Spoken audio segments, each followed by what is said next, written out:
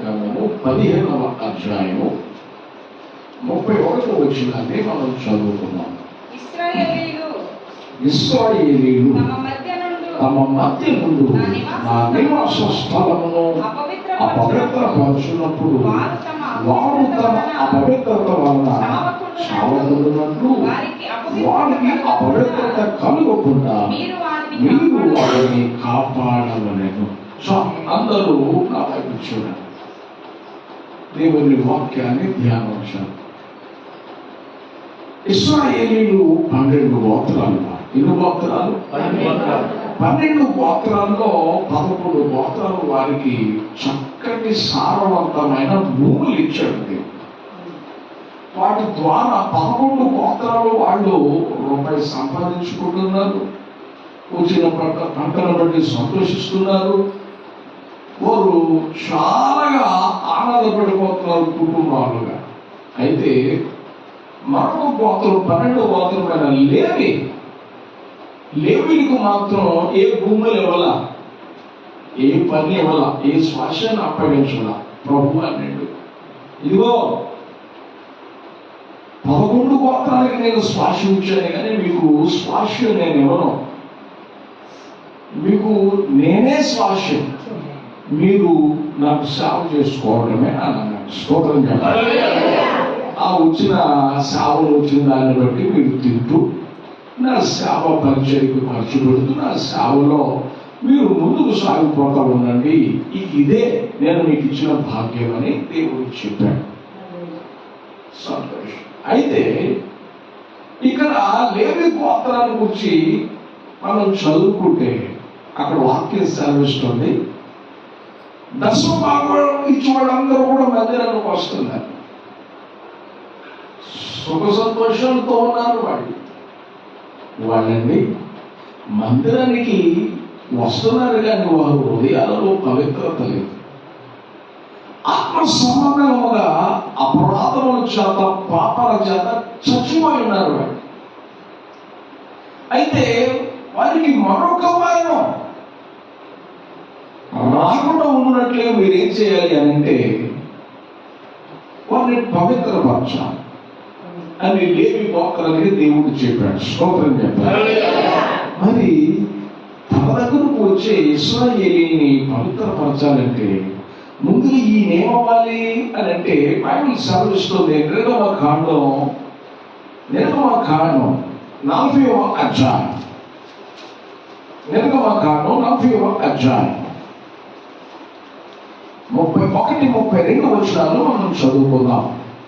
దాని యొద్ద మోషేయు అహరోనును అతని కుమారులు తమ చేతులు కాళ్ళను కడుగుకొని వారు అంటే మందిరములోనికి ప్రత్యక్షపు గుడారములోనికి వెళ్ళినప్పుడు బలిపీఠమును సమీపించినప్పుడు కడుగుకొన్నారు. స్తోత్రం చెప్పండి. మిమ్మల్ని పరిశుద్ధపరచడానికి ముందు మమ్మల్ని మేము ఏం చేసుకోవాలి అంటే పరిశుద్ధపరచుకోవాలి. ఏం చేయాలంటే అందరూ చెప్పాలి. మమ్మల్ని మేము పరిశుద్ధపరచుకోవాలి.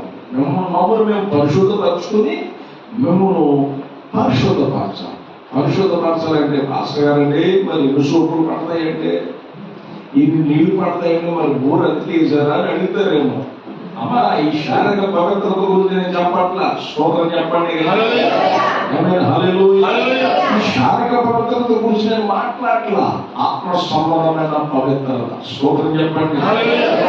శరీరానికి ప్రాణానికి ఆత్మకు మలినమైపోతుంది. ఆత్మలు మలినమైపోతుంది. ఆత్మలు పట్టిన మలిను పోవటం కొరకే దైవజనుడు వాక్యమనే శుద్ధ జలము చల్లుతా ఉన్నాడు. వాక్యమనే వాక్యము ద్వారా వస్త్రక స్నానము చేయిస్తా ఉన్నాడు. దైవజనుడు పవిత్రంగా ఉండాలి. ఇప్పుడు పవిత్రం ఉంటేనే వచ్చిన వారు కూడా ఎట్లా ఉంటారండి? అందరూ చెప్పాలి. ఇది బైబిల్ సెలవిస్తున్న సార్. సేవకులు కడుక్కోవాలి, విశ్వాసులు కూడా ఏం చేయాలి? మాస్టర్ గారు అసలు ఎందుకు అపవిత్రులు అవుతున్నారు? దగ్గరకు వచ్చినా ఎందుకు అపవిత్రులు అవుతున్నారు? అపవిత్రత్వం ద్వారా మనిషికి చావు వస్తుంది అంటున్నారు కదా. అసలు ఎందుకు అపవిత్రులు అవుతున్నారు అని అంటే దానికి కారణంగా ఒక వాక్యాన్ని చదివిస్తాను. ఆదికాండం 6వ అధ్యాయం. ఆదికాండం 6వ అధ్యాయము 11వ వచనం మనం చదువుకుందాం. 11, 12 వచనాలు మనం చదువుతాం. భూలోకము దేవుని సన్నిధి చెడిపోయి ఉండేను.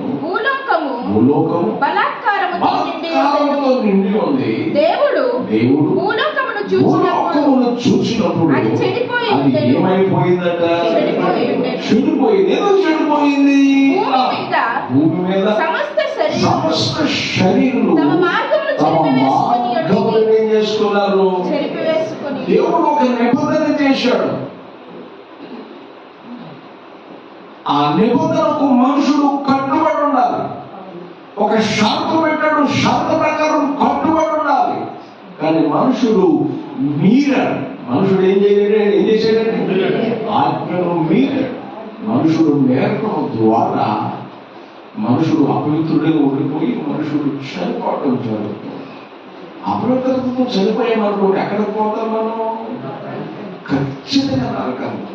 అది సైతాను ఉద్దేశం. అందుకే దేవుడు అంటున్నాడు, వారు చావకూడనట్లు పరిశుద్ధపరచు. అయితే వారు మార్గాల్లో తప్పిపోయారు, మార్గాన్ని చెరిపేసుకున్నారు. వాళ్ళు ఎట్లా చెరిపేసుకున్నారు చెప్పరా?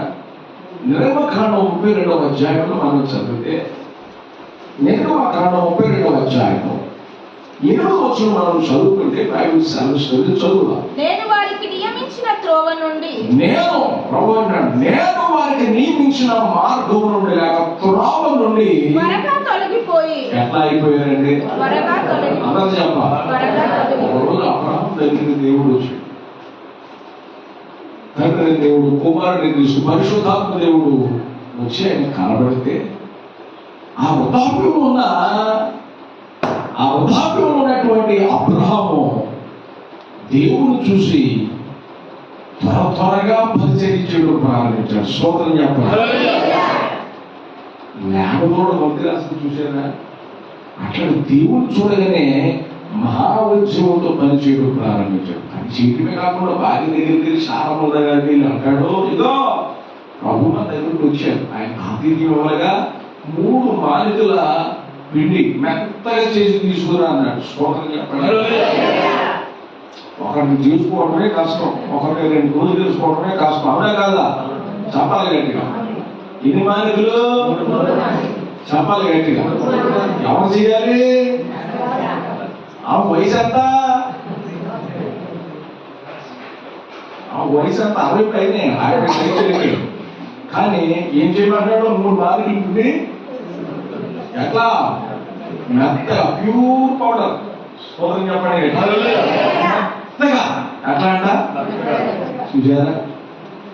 చెప్పేసరికి ఈయన ఎంత త్వరగా సిద్ధపడ్డాడో ఆమె కూడా అంతే త్వరగా సిద్ధపరచడం చేస్తాడు. ఒకరికి చేసుకోవడమే కష్టం. స్తోత్రం చెప్పండి. సహజంగా ఒకళ్ళు ఉన్నవాళ్ళండి కొంతమంది భక్త కస్తులు ఉంటారు. ఎక్కడుందో ఒక పూట గడిచిపోగా చేసుకుంటున్నారు. దయతో క్షమించండి ఆ మాట ఎవరైనా అర్థం ఉంటే దయతో నాకు క్షమించండి. స్తోత్రం చెప్పండి. దేవుడులారా 3 మాలికలు మెత్తలో పిండి తీసుకొచ్చి మెత్తగా చేసి తీసుకురాలి. ఆలను వేలను తీసుకురాలి. చక్కగా తీసుకొచ్చేసింది. త్వరగా సిద్ధపరిచేసింది. దేవుని చూసేవాడికి త్వరపడ్డా. ఇక్కడ చెడిపోవడానికి త్వరపడతారు. ఇక్కడ చెడిపోవడానికి ఏమవుతున్నారు? అక్కడ దేవుని పరిచర్య చేయడానికి త్వరపడ్డారు. అట్లా దేవుని పరిచర్య చేయడానికి త్వరపడ్డారు కనుక లోటు ఉన్న లోపము ఉన్న ప్రతిదీ సరిచేయబడి ఆ మృతతుల్యమైన శరీరాలను దేవుడు గర్భఫలాన్ని ఇచ్చాడు. స్తోత్రం చెప్పాలి. దేవుడు వారిని దర్శించాడు, వారి నిందలను తొలగించాడు, వారి అవమానాలను తొలగించాడు. అట్లాగే దేవుని పని చేయడానికి త్వరపడాలి కానీ చెడిపోవడానికి మనం ఏం చేయకూడదు? చెప్పాలి గట్టిగా, త్వరపడకూడదు. కానీ ఇక్కడ దేవుడు ఒక త్రోవ నియమించాడు. ఆ త్రోవ నుండి ఏం చేశారండి? త్వరగా తొలగిపోతున్నారంట. ఏమైపోతున్నారంట? తొలగిపోయి త్వరగా తొలగిపోయి ఏం చేశారు? 7వ వచనం చదువు, 32 వచనం. కాగా కాగా యెహోవా మోషేతో ఇట్లా నేను యెహోవా మోషేతో ఇట్లా అన్నాడు, నీవు దిగి వెళ్ళుము. ఆ. ఐగుప్తు దేశము నుండి నీవు రప్పించిన ఆ. నీ ప్రజలు ఇదిగో ప్రజలు ఏమైపోయారు? చెడిపోయి త్వరగా తొలగిపోయాడు. ఏమైపోయారు? అదే సాంద్రంలో 19 తొందరపడి నడుచుకోవడం దారి తప్పిపోతాడు. తొందరపడ్డా నడిచేవాడు ఏమైపోతాడట? దారి తప్పిపోతాడట. వాక్యంలో మనం చదువుతాం. దేవుని బిడ్డలారా, చెడిపోవడానికి త్వరపడకూడదు, కానీ దేవుని సహవాసం చేయడానికి త్వరపడాలి. దేవుని సన్నిధికి రావడానికి త్వరపడాలి.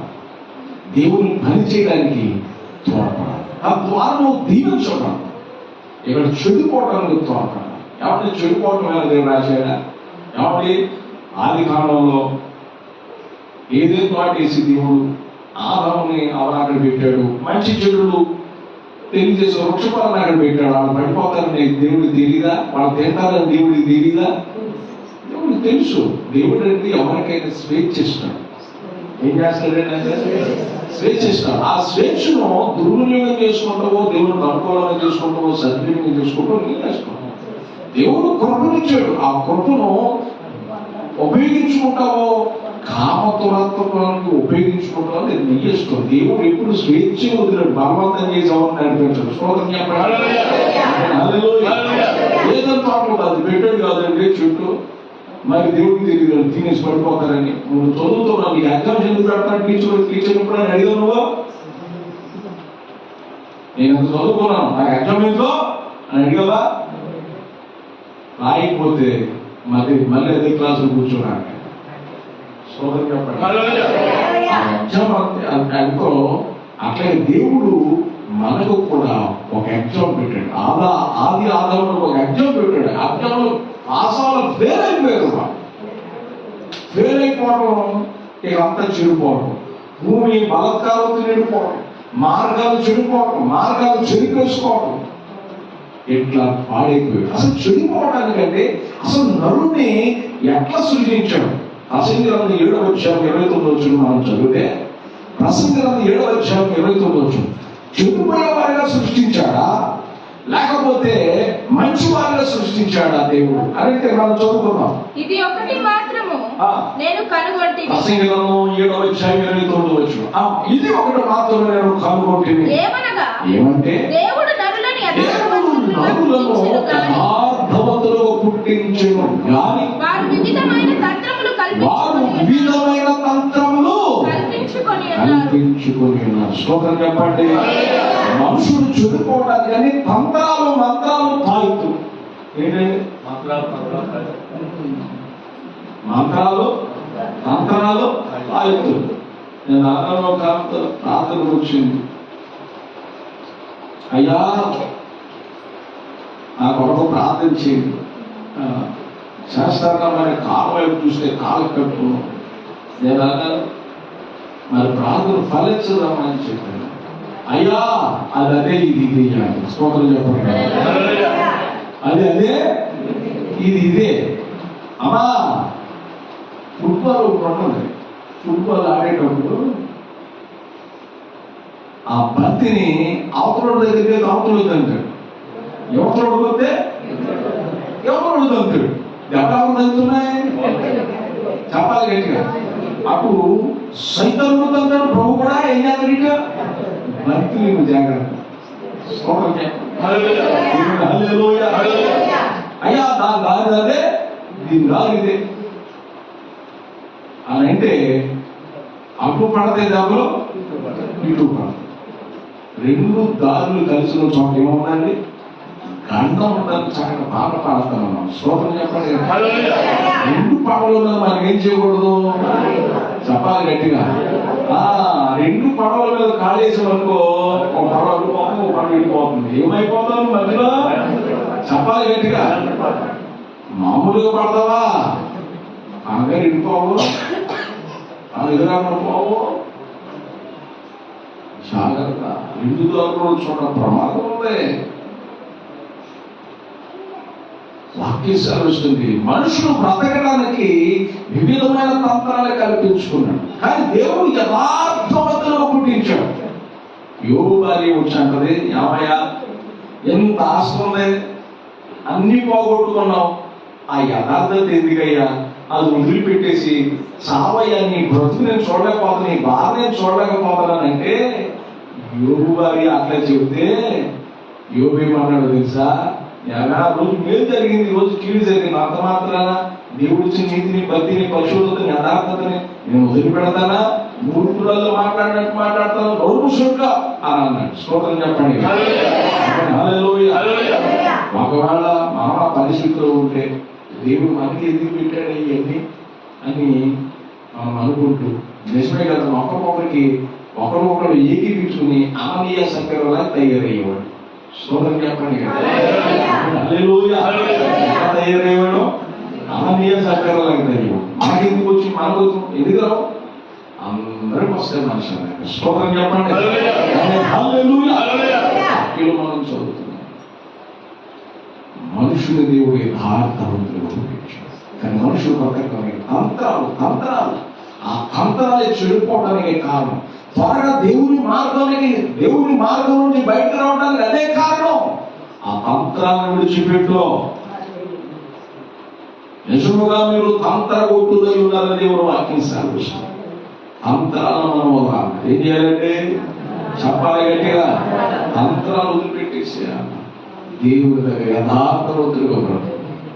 యోబు చక్కటిగా చెప్పడానికి మూర్ఖురాలు మాట్లాడడానికి మాట్లాడుతున్నాడు. వదిలిపెట్టను, యథార్థత వదిలిపెట్టన్నాడు, పట్టుకున్నాడు. దేవుడు రెండంతా ఆశీర్వాదించాడు. స్తోత్రం చెప్పాలి. 5 సంవత్సరాలు యథార్థవంత సావిత్రిలో 11 వచ్చారు 3 వచనంలో రాయబడింది, యథార్థవంతుడు యథార్థత వారికి త్రోవ చూపిస్తుందట. ఏం చేస్తుందట?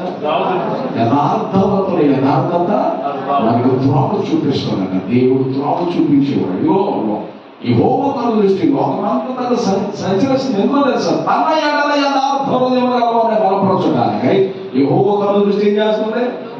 మనుషులు మర్చిపోయిన, అధికారులు మర్చిపోయిన, రాజులు మనములు వినకపోయినా వినే దేవుడు ఉన్నాడు, పట్టించుకునే దేవుడు ఉన్నాడు, పరామర్శించే దేవుడు ఉన్నాడు. నీ జీవితంలో నీకు కార్యాలు చేసే దేవుడు నీకు ఉన్నాడు. స్తోత్రం చెప్పండి.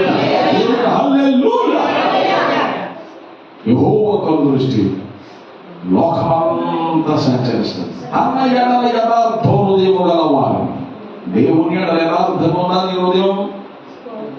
దేవుని ఎడల నీతి కలుగుందా నీ హృదయం? దేవుని ఎడల ఏ రీతిగా ఉన్నాం? ఇంతకాలంగా మనం భక్తి చేస్తూ ఉన్నాం, అటు పూర్తి ఇటు భక్తి చేస్తున్నామా? దావీదు అంటాడు 4వ కీర్తనలో, నా నీతికి ఆధారము దేవా, నేను మొర్ర పెట్టున్నప్పుడు నాకు ఉత్తరము, ఇరుకులు నాకు విశాలత కలగజేసిన వాడు నీవే. స్తోత్రం చెప్పాలి. హల్లెలూయా. నీతిని విడిచిపెట్టు, నీ భక్తిని విడిచిపెట్టు, విశ్వాసం విడిచిపెట్టు, దేవుని కొరకు నిలబడు. దేవుని ఇచ్చిన భక్తిని కాపాడుకో, యథార్థంగా బ్రతుకు, భక్తి కలిగి జీవించు. అంతేగాని నువ్వు చెడిపోయే వారితో చెడిపోయే మాటలు విని నీ జీవితాన్ని నాశనం చేసుకో. నిజంగా ఒక మాట చెప్తానంట, నిజముగా నువ్వు దేవుని సేవలో గొప్ప సహవాసం చేస్తూ దేవుడితో ముందుకు సాగితే అసలు ఈ లోకం ఒక నరకంలో కనబడుతుంది. ఏంటంటే ఈ లోకం కనబడుతుంది, నరకం ఉన్నాననిపిస్తుంది. నువ్వు నీ ప్రార్థన జీవితంలో ముమ్మరంగా దేవుడితో ముందుకు నడుస్తూ ఉంటుంది, కాదు నరకంలో ఫీల్ అవుతుంది. దేవుని వాక్యం సెలవిస్తుంది, నీవు నీ విశ్వాసాన్ని కాపాడు, నీ భక్తిని కాపాడు, నీ పవిత్రతను కాపాడు. దేవుని మందిరం కూర్చుని నీవు నీ చూపులు ఎట్లా ఉన్నాయి, నీ ఆలోచనలు ఎట్లా ఉన్నాయి, నీ నడవడిక ఎట్లా, నీ ఉద్దేశాలు ఎట్లా ఉన్నాయి, పవిత్రంగా ఉన్నాయా? పవిత్రంగా లేకపోతే అయ్యా నన్ను శుద్ధి చేయి, నన్ను పవిత్రపరచండి. దేవుని విషయంలో మనం ప్రార్థించాం. కళ్ళు వంచండి ప్రార్థించాం.